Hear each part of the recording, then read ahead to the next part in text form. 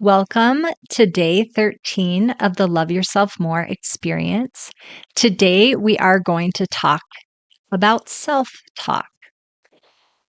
I mentioned in one of my first podcasts about the self love challenge my experience in college and how my freshman year was so difficult.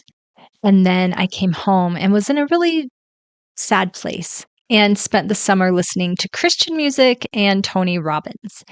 And this was the summer I really cleaned up how I spoke to myself. I think I was pretty normal before this point where I would say negative things about myself a lot. Maybe not out loud, but certainly in my head. If I was to do something wrong, I would probably chastise myself or just say really negative things.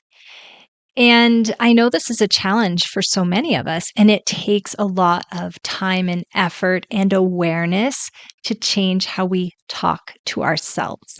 However, it is so important. We need to be kind to ourselves.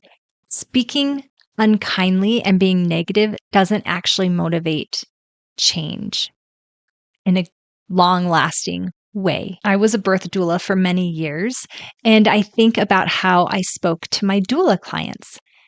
I would never, during a birth, criticize them or say they were doing something wrong. That would have been horrible and taken them out of their birthing process. Instead, I would tell them what they were doing right. And if I wanted them to do something different, for instance, a lot of times when moms were pushing, they might be making I talk about birth. Sorry, guys. They might be making more high pitched noises, but you have more power if you have low noises when you're pushing. So I would, instead of saying, don't make high noises or you're doing it wrong, no, I would say, try making a low noise while you push. And I demonstrate it. And then 99% of the time, the next time, they'd make a low noise. And it's just so powerful. The way we talk to people is powerful. The way we talk to ourselves is powerful and can be invaluable if we do it with kindness. This requires being aware of how you're talking to yourself. And it can be challenging and it can be hard to recognize how critical we can be of ourselves. And I want to acknowledge that it is hard. And I want to also acknowledge it is possible to change. I now talk to myself super positively and at least neutrally. If I do something that I wish I hadn't done, I am open to changing. I feel guilt and go to that godly sorrow, like, ooh, I don't want to do it that way. I want to do it a different way. So I might say to myself, oh, that's interesting. I chose to respond that way. How would I like to respond next time?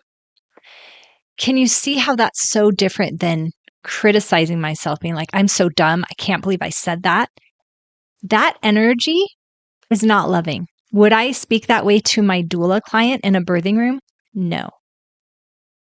So it's helpful to think, would I say this to a 2-year-old or a 1-year-old learning to walk if they fall? Will I say, well, that was dumb. You shouldn't have done it that way. No, I would just say, let's try again and clap when they try again.